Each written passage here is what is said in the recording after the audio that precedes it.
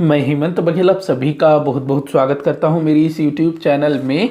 आज की इस वीडियो में हम लोग पढ़ने वाले हैं मौर्य सम्राट अशोक महान के विषय में। मैं कोशिश करूंगा कि इस टॉपिक को आप लोगों को कम से कम समय में समझाने की कोशिश करूं। वैसे मैंने इस टॉपिक को मतलब सम्राट अशोक को या फिर मौर्य साम्राज्य को डिटेल में एक्सप्लेन किया हुआ है। अगर आप लोग डिटेल पढ़ना चाहते हैं तो वो भी मेरे चैनल में मिल जाएगा। इसमें मैं एकदम से कम समय में थोड़े शब्दों में इसको पूरा करने की कोशिश करूंगा।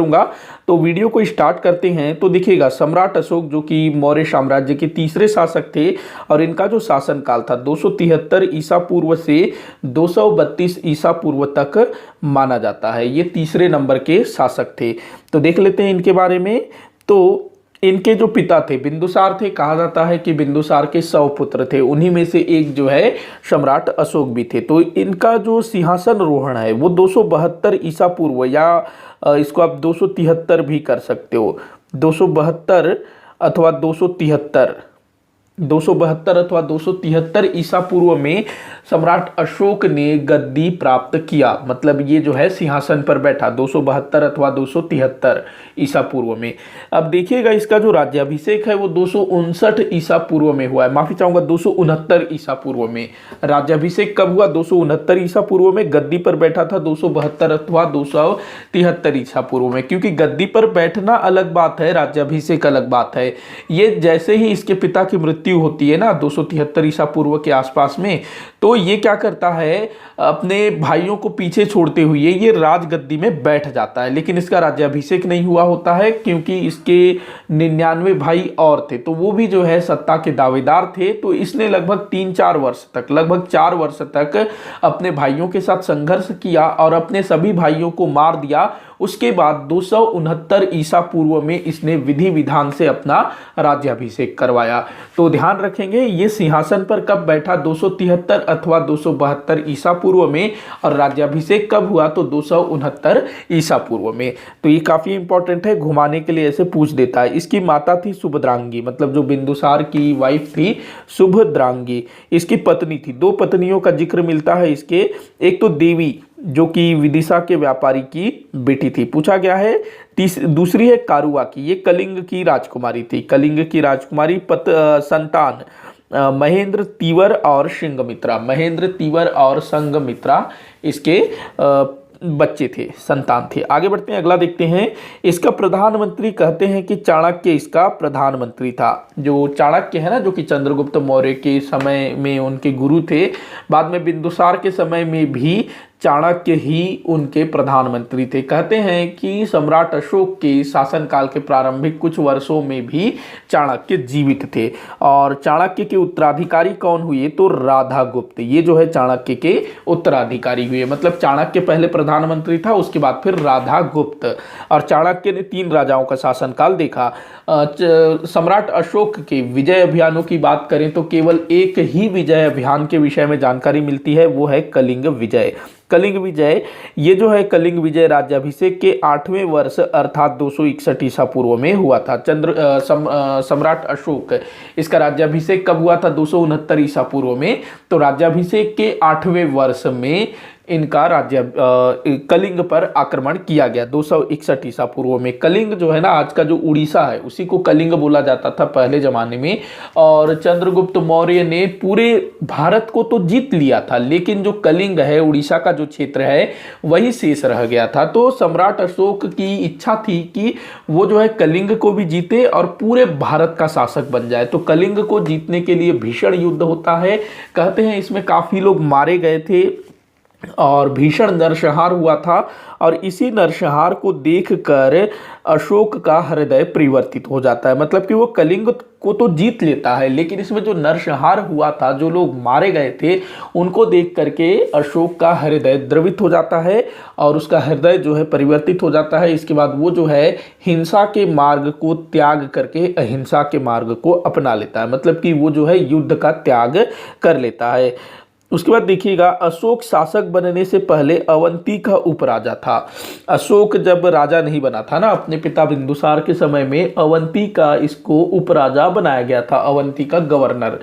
उसके बाद देखिएगा, अच्छा, एक चीज और ध्यान रखेंगे कि अशोक जो है अपने पिता बिंदुसार के समय में तक्षशिला में विद्रोह के दमन करने के लिए भेजा गया था। पिछले वाले वीडियो में मैंने बताया था। अगला पॉइंट ध्यान रखेंगे, निग्रोथ नामक 7 वर्षीय बौद्ध भिक्षु ने अशोक को बौद्ध धर्म में दीक्षित किया।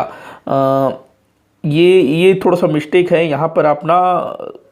अच्छा, इसको थोड़ा सा आप लोग ये करेंगे, दीक्षित नहीं किया।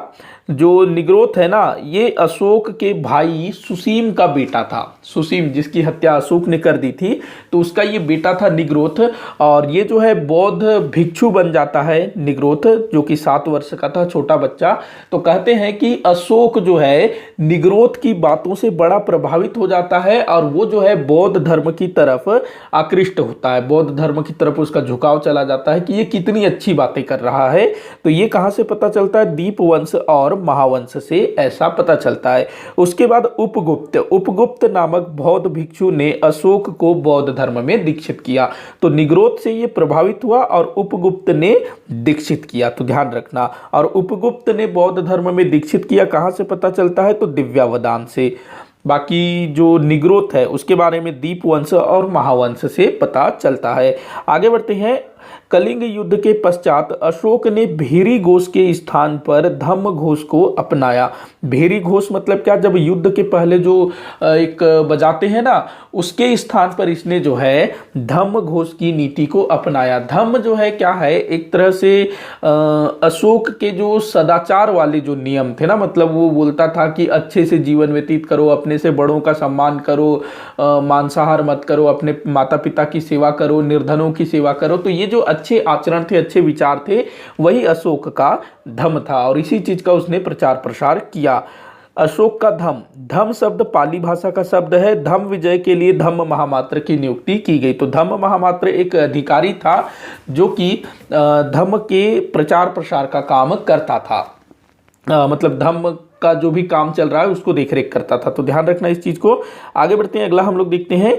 सम्राट अशोक, इसने चूंकि बौद्ध धर्म को अंगीकार कर लिया था, बौद्ध धर्म को अपना लिया था, तो इसके शासन काल में तृतीय बौद्ध संगीति का आयोजन किया गया। देखो, बौद्ध धर्म से संबंधित 4 संगीतियों का आयोजन हो चुका है, जिनमें से तीसरी बौद्ध संगीति सम्राट अशोक के समय में पाटलिपुत्र में हुआ था। पाटलिपुत्र इसकी राजधानी थी ना। लगभग 251 ईसा पूर्व में तृतीय बौद्ध संगीति का आयोजन होता है।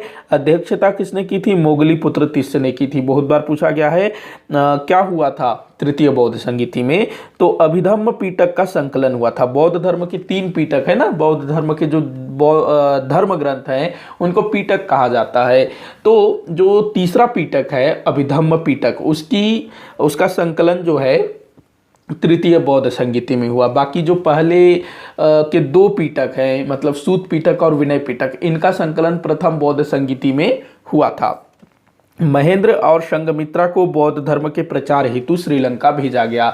देखिए, अशोक ने क्या किया? अपने बेटे और अपनी बेटी को श्रीलंका भेजा बौद्ध धर्म के प्रचार प्रसार के लिए। और तृतीय बौद्ध संगीति के बाद ही बौद्ध धर्म के प्रचार प्रसार के लिए दूसरे देशों में बौद्ध भिक्षु, मतलब कि बौद्ध धर्म संबंधी जो आचार्य थे, उनको भेजा जाने लगा।